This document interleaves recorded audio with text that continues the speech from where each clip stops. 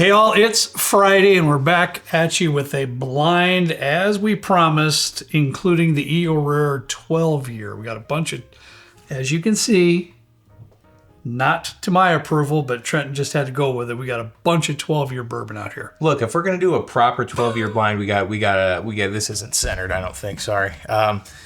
We got to do it right. So there were like one or two that we were thinking about putting in, maybe just doing a blind of 4, and then it quickly jumped up to 6, which is my I'll take full credit, but I know that people really want to see what we got to offer and what the best 12-year is. So I think this is going to be a doozy. I will say this. During the process of time in between videos, I did have a little bit more of the Eagle Rare 12-year, and it's pretty good. It is. We'll find out where it ranks in the thing. I'm not going to bring them all out, but here's what we got in the blind. We got Eagle Rare 12, Weller 12, Old Rip Lot Bear Van Winkle Special Reserve Lot B. Also the Old Rip 12 year. We got Wild Turkey 12 year. We got 1792 12 year and Knob Creek 12 year. Yep. It's nice because all these are around the same proof from 90 to 101. Okay, Wild Turkey's just got to be different with that 101. So we're in a good proof point. So I think we're not going to have anything cast strength or anything. So it'll be good to see where these all kind of land in the spot. That'd be a good blind. Your mom did all the pours. She babysitting for the grandkids at the moment. But she left us with the answers there. So as usual, we have not a clue what's in each class. When was the last time we did a blind? Yeah, I think we did one last Friday, but it'd been a while before that. I feel like we're out of practice here. I don't know why it doesn't feel. I'm always out of practice. It doesn't feel right for some reason. Yeah, that smells pretty good. I ain't gonna lie. Thing about these 90 to 100, they're usually pretty like not chocolatey, candy-ish, or like very sweet. Mm-hmm. And we do have a few Buffalo Trace. Half of this is Buffalo Trace representatives here, in the nose qualities generally a lot of times do consist of candy type notes for us anyways. This has got a nice sweet oaky type of a thing. Yeah. There's also something else back there that I like. It's like a little bit of a toffee note coming through from like vanilla or something. Yeah. It's nice. It's like really nice overall smell. Good.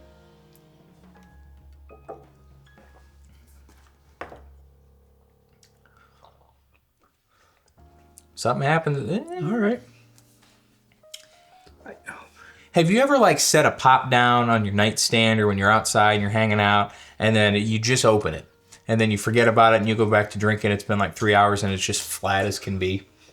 And it just leaves a bad taste in your mouth. This is kind of giving me that vibe. Yeah, I mean, I can't say this one would be my, one of my favorite sips I've ever had. Also, I wouldn't hate it or dislike it. Nor do I really think I would really dislike anything that's in this blind, but I might dislike something in this blind. It's fine, but like for a 12-year, it's just kind of surprising that like flavor development isn't quite there. Yeah, there's a little bit of oak and there's a little bit of sweetness, and it's missing like body. Yeah, it's so like an Yeah, if somebody poured me that, I'd be happy to drink it, but yeah, it's okay. Mid. Yeah, mid. It's okay, right? It's about the best I can say for that. Okay. Moving on. Kind of similar. I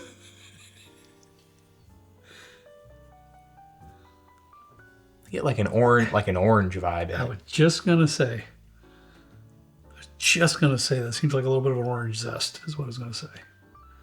It's kind of giving me like a creamsicle or a orange-sicle or whatever they call it. Creamsicle. Yeah, I think they call it, sure. Yeah, orange creamsicle. Like quite a bit. It's a little sour. But in a nice way? Yeah, in a very nice way. Yeah, I'm kind of liking it. That's exactly right. A little bit sour. I always get, is this Colin or Kent? No, it's from Gary, Indiana. Uh-oh. Kent's going to be mad at us. What?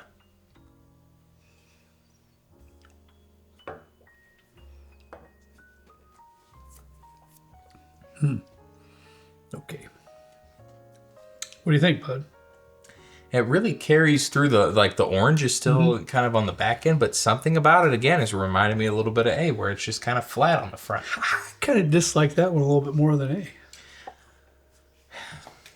Why is Kent going to be mad at us? You just skipped over that part.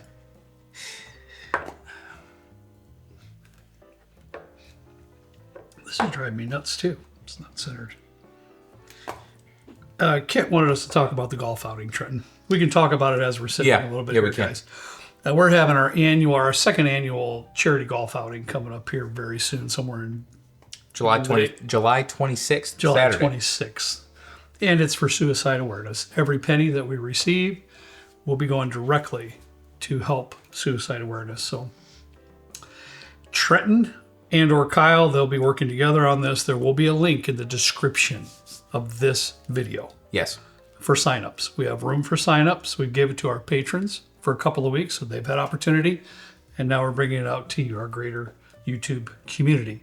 So there's all kinds of things in there. Are you going to put the link in there where like the poster comes up or whatever? I'll put the link to the Eventbrite. It's on an Eventbrite website. I'll also post a link to the poster. We have a couple spots left for dinner only. We have quite a few spots left for golf. Yep. You don't have to know how to golf. If you got some clubs and you want to come around and swing it, if you got a group of guys you want to come with to support the cause, it's a sit-down dinner. Afterwards, it's at White Hawk in Crown Point, Indiana. Yep. Go check the description. There's a couple spots left for dinner only and golf. You can click the Eventbrite website, register. Dinner's included. You get a Glencairn with this year's logo on it with the charity golf outing. And then, like we said, we're going to be doing a bottle raffle and a bunch of other stuff there. Yeah. And it's, I think, from 12 o'clock to 7 o'clock or 1 o'clock. Yes, it's an all-day event. It's an all-afternoon thing. So it's going to be super fun, lots of fun. There's room for whole sponsorships. All that'll be in available in that link. Whole sponsorships. We are also accepting bottle donations. We'll have different auctions there for some good bottles there to also help raise money. And there's options too just to donate towards the cause. But you'll find everything. All the information you will find right there in that link. We're going to keep it on there until it's filled, until the outing is filled on every video we have coming forward. That is correct. It's filled. So again, July 26th, mark your calendars, get a group of guys or gals or whoever, your family, come out, swing some golf balls to support a good cause, and we'll have a lot of fun. Awesome. Super fun. All right, sorry about all that. Should have brought that up in the beginning, not in the middle of the tasting. Sorry, Ken. I think I agree with you. I think A is a little bit more astringent. It's giving me a little bit more of a tobacco-y, earthy kind of a vibe. If I'm being all honest, it kind of reminds me of Knob Creek. Okay. Or a Jim Beam product. Okay. This one I still don't love though. It's still giving me a flat pop kind of a vibe, which doesn't make any sense because bourbon isn't carbonated. But you know what I mean when you sip a flat pop or whatever. It's just it doesn't seem right. I hear you. It's kind of what I'm getting on this one. Yeah. I mean they're fairly close, but that's just my opinion at the moment. We'll go back to them a little bit later.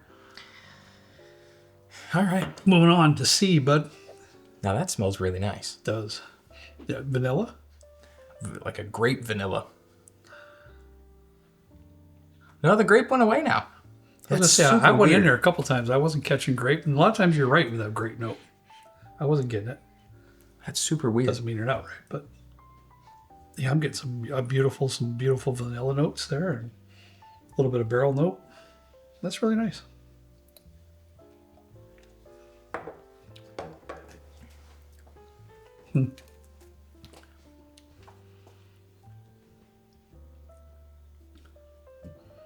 Wow. I'm on the bus on this wine, man. This is not going. This is not going as I would have expected it to go. And I don't know if it's just me. No, I'm right there. I don't know. I mean, it's not that anything is bad. Nothing is bad. Nothing is bad. But nothing is jumping out to me as great either. I get a little bit of a nice like a mid-palate oaky cherry type of a thing. If you took a barrel of whiskey and like set a cherry on top of it and let it age there and it just disintegrate on the barrel, but it's pretty oaky. I wouldn't say it's blowing my mind. No, it's not. It is very oaky. But I'm not mad about it. I'm not really mad about any of these. I just don't think they're really jiving with me at the moment. But. Yeah. On to D. Man, let's hope for something a little bit more in your face. Yes, let's get this going on here. This is 12-year stuff, right? Yeah, who said to do 6? Who brought that up? Now this is what I'm talking about. Let's hope I don't know what this is all about. Good grief. This has a little bit more oomph to it. Okay, yeah. Yeah. I see it. Like a lot. It's not so sweet, it's more condensed, which is what I would expect in a 12. Yes. I don't care what the proof is. Yes, some condensed, richer aromas and flavors. That's what we're looking for here. And this, so far, moral of the story here, if you're a distillery and you're watching, proofing stuff down is just shouldn't be illegal. We did a pick at John J. Bowman, right? And it was like a 10-and-a-half-year-old product. And they had to, it was 138.7 proof out of the barrel. And we tried it. And it was one of the best whiskeys I've ever had. And they were like, yeah, we got to water it down to 100. And I was like, but can you not? And they're like, no, we have to. It's a law and like all this other stuff. We might lose our licenses. Yeah, they had a big spiel about it, why we couldn't. But like, why? Man. Why would you do that? I know you're the guy that always blows that trumpet. But I was thinking the same thing on the first three sips. I really was. I was thinking, man, some proof would just really help these 12-year bourbon. Let's just water it down. Why not? Save the water. Just give it to us at cast strength, non-chill filtered, straight from the barrel. Yeah. Please. Why not?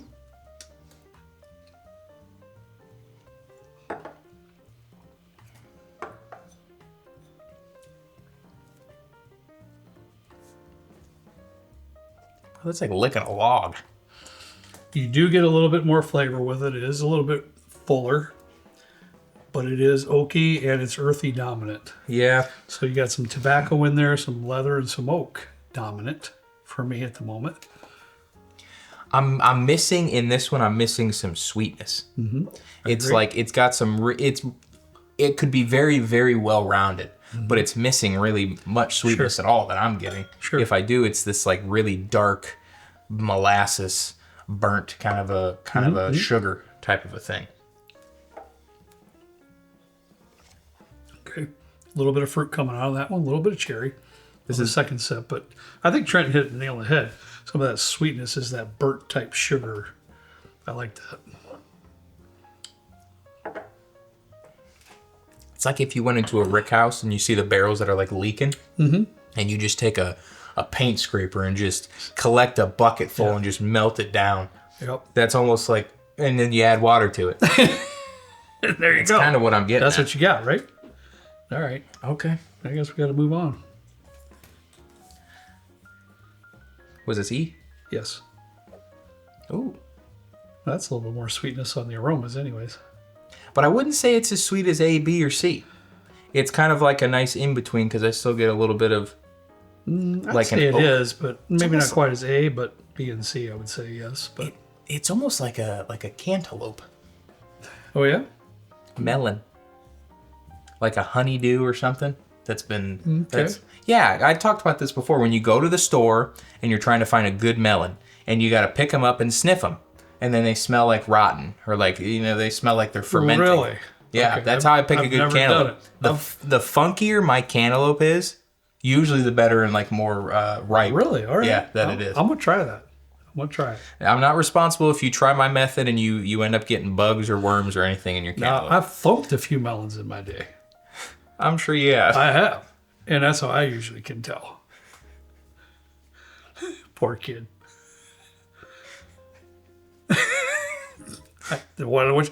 How many people thump melons when they're in a grocery store? Lots of people do, Trent. So get your mind out of the People gutter. aren't into PDA either, man. Buddy, get your mind out of the gutter, pal. What do you mean? Come on. Bro, we're five pours deep on a 12-year blind grain, and they're not cast strength, but this is the first video of the day. You're letting me down.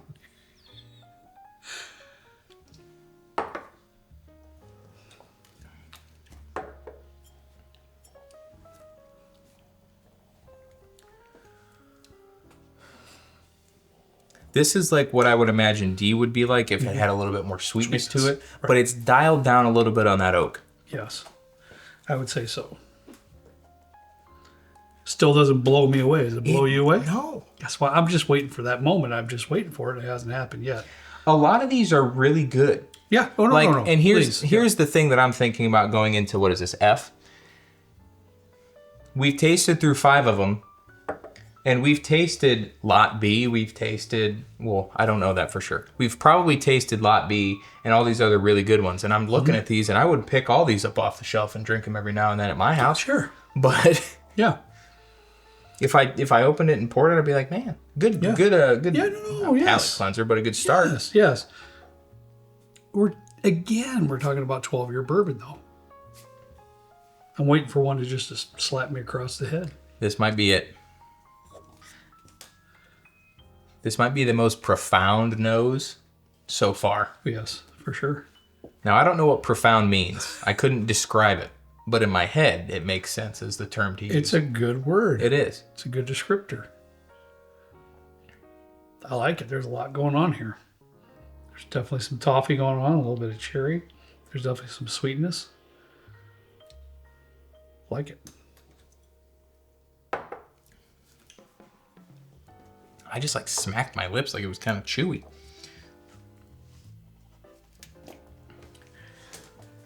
Okay. A little bit of cherry. There's some sweetness there. There's a little bit darker sweetness.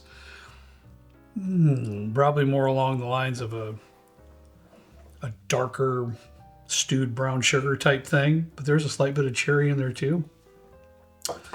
Definitely a little bit of an oak present. But to me, this one isn't like a couple over here had kind of like a not so great oak presence. Like a gnarly, yeah. This one has a nice oak presence. That one where does. It adds to the depth of the sip. It does. Instead of being an intruder on your tasting. Yeah, it does. I can agree with that for sure. Yeah.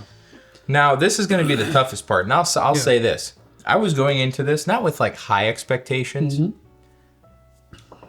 but to be a little bit more wowed. Right. You know? I'm with you. I'm 100% with you. I'm looking over at the bottles over there, and there's there's a couple that I'm, never have been extremely fond of. But on the other hand, there's several that, I thought were pretty good. And I really think that F was a very good tasting. But the majority here, has not wowed me. Good pours, but just hasn't wowed me. I'm going to do a quick taste through again because I kid you not, as I went up from A to F, they all increased by 0.1. Well, and that's a little bit too patternistic. Well, let's say it this way. What's your two lowest scores? A. Because we got so many. That's the problem when you do 6. I try to tell them, but that's the problem. Is eliminations and everything that's going on here. When you have 4, it seems much more manageable for me, anyways. To me, B and C had my lowest scores first time through, so I'm going to retaste those. Okay. A was slightly higher. I marked C as one that was like an in-between for me.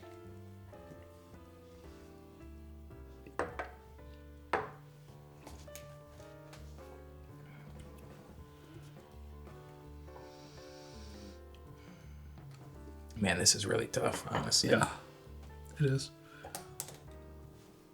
B and C?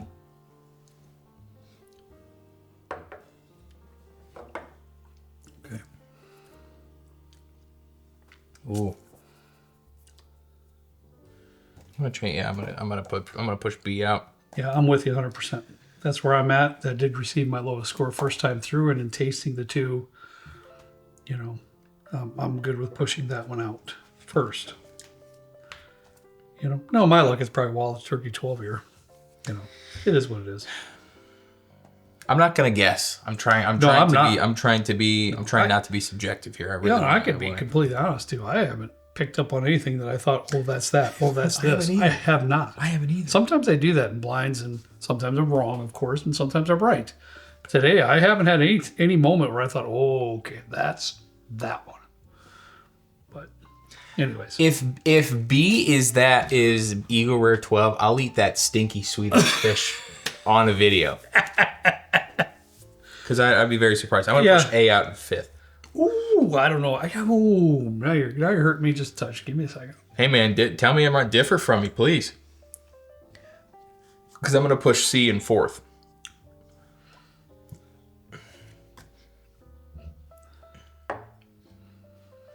I got hiccups. Do you? Yep. I need some pretzels. Clancy. All right. They're over there. I'm going to do D, E, F. Once more, I did okay. Okay, that's fine. I'm not going to quibble with that. It's about, I possibly could switch these two, but for the sake of the blind, they're going to be on the lower half anyways. So I'm going to stick with Trenton's. What'd you have there, bud? A you went out next. Mm-hmm. And just for the sake of the blind, but to be honest with all you guys, I mean, I could have probably got talked into switching those two. So we'll move forward. The highest scores on my paper right here the first time through was D, E, and F, for sure.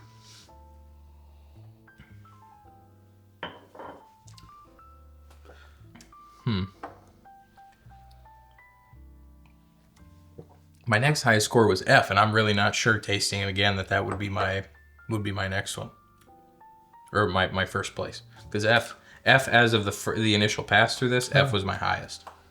But I just tasted it again. I'm not sold, but Okay, I understand. I'm getting palate fatigue. See, 6. It happens.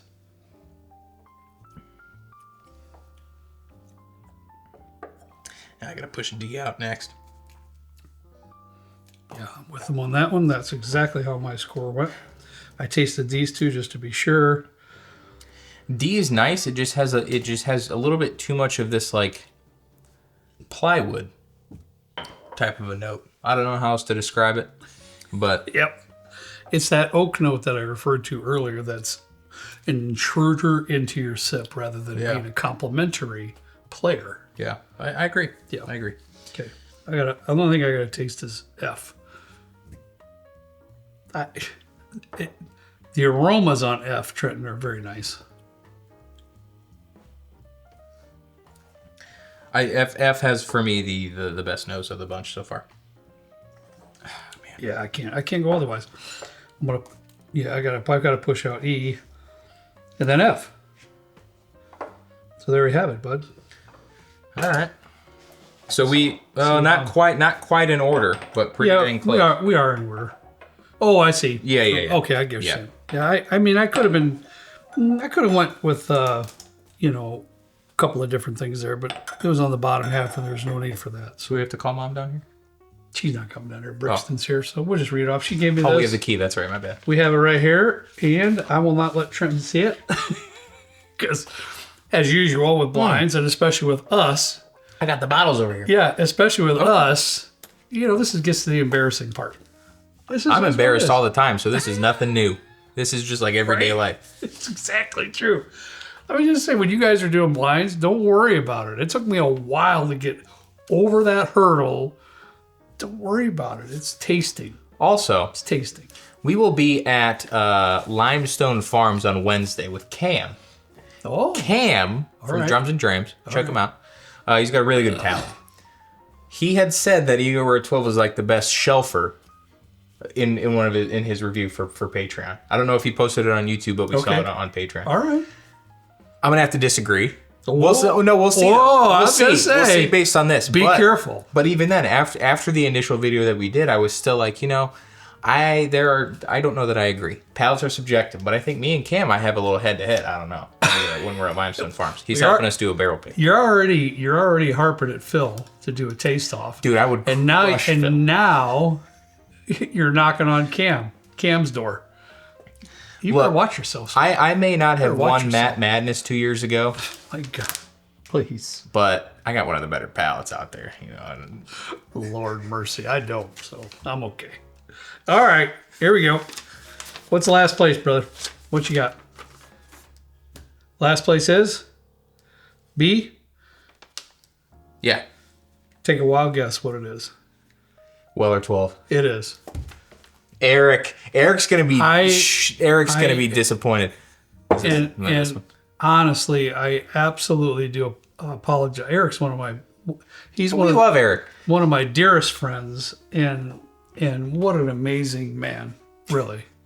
But he is a Buffalo Trace guy through and through, and he loves Weller 12. And over and over again, we put it in last, and we don't do it intentionally. I swear, my Bible is sitting right on top of this bar top. I would absolutely put my hand on it and swear we do not know what this lineup is. Look, and somehow it's always in last place. I don't know why. It just doesn't agree with Trenton and I. For a blind, if it's in last once, sure, we'll do it again. second, and maybe it's a fluke. I don't know, but we've done that. We've put Weller 12 last, like in almost every blind it's ever been in. And why is that, Trenton? Because it's mid. No, it's proof. Oh, it is proof. Proof. It's a little mid too, but it's proof. It's proof. All right. Anyways, this is gonna go on forever. My apologies. What's next, pal? What do we got? A. 1792. I'm not too surprised. I probably have tasted this one on occasion. I absolutely don't remember. This is at Trenton's house, so he brought it over. So I really don't. 96.6 proof. I don't. This is a couple years old. This might be a 2021. L21 25. Okay. 21 or 22. This is a 12 year from. All right. What do you got next? C. C. Sorry, dude. Eagle Rare. No, okay. I don't have to eat the what's it called? That's good. Let me do this. I'm going to taste this again. What is this? C. Trenton. C.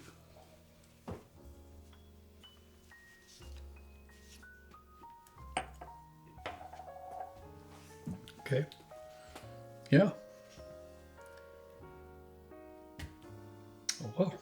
I don't know how else to describe this, but it gives me like diet pop vibes. Does it really?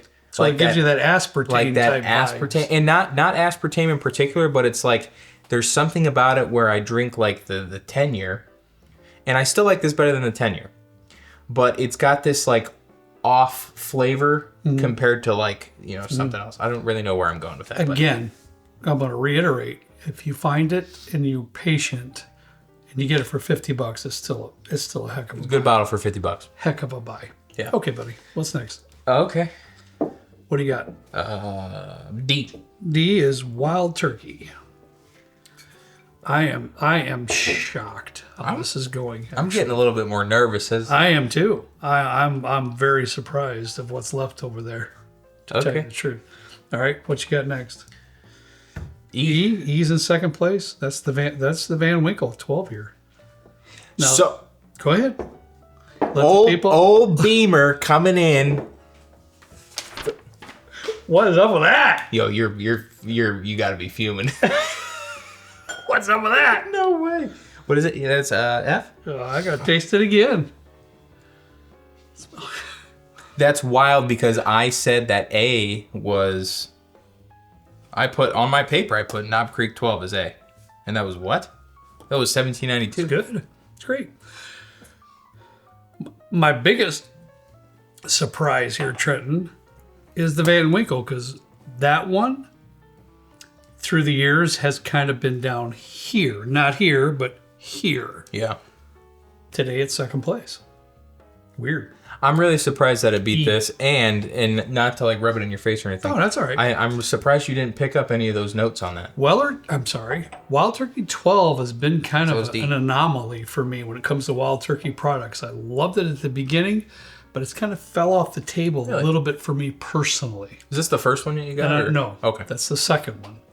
And I like it. Don't get me wrong. Like I said with all these, I like all these to a certain extent. But this has never won a blind. Ever. It's never done well for me. I think it just hasn't. And I don't know why. I don't know why. All right. We're going to get on to something. This video's gone long enough it is, but I just thought about the Wild Turkey 8 year. I just wonder where that would come in a blind with the 12 year. I'm just saying. I don't know why. It's just for this particular bottle, for whatever reason, just has not done well for me in blind tastings. So, I didn't want to rub this in your face, but, Cam, if you're watching this for some reason, the best shelfer? I don't know. Kurt being a big Wild Turkey fan, the Knob Creek came in. He's not a big Beam guy either. I don't know. I think Knob Creek 12 might be the best shelfer, but... Here we go. Well, that was our results for today anyways. I'm shocked as to... I would have guessed bottom three would have been Weller 12, this, and this. I would have thought these three would have been the top. 100% agree. I think I would have flipped a quarter where these would have ended in the top three. Yeah. I would have guessed this down here. That's actually kind of wild.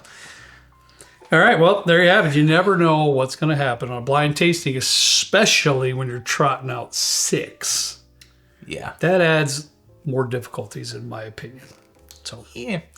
Thanks for watching. Please check the description if you're a golfer. If you just want to hang out in the sun for a while, support a good cause. There's gonna be a free open bar afterwards, sponsor, and then we have a golf cart. What do they call it when the golf cart goes around? And, that's going to be sponsored as well. Yeah. Drink cart. Drink cart. That's right. That's what I'm thinking of. Please check the description below. Once it's sold out, it should say on the Eventbrite website. But bring as many people as you want. Again, it's going to be July 26th in Crown Point, Indiana. There's a couple of hotels. Kurt and I will be hanging around some hotels after the outing. We usually do bottle shares and stuff, or some people set up bottle shares, so we'll be there. It's going to be a really good time. Yep, it's going to be fantastic. So guys, please check it out. And once again, before we end the video, every penny that we receive will be going directly to the charity that we haven't had, suicide awareness. All right, guys, all we got for you today. I hope you enjoyed it. I'm not sure if I enjoyed it as much as maybe you will. I hope. But as always, we ask you to please drink responsibly. See you next time right down here with Trent and me in the good old basement Bourbon Bar. See you later.